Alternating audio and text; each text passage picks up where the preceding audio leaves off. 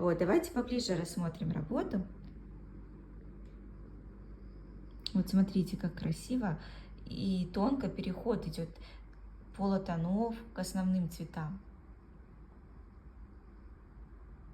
Такое ощущение, что какая-то невесомость соблюдается в сюжете.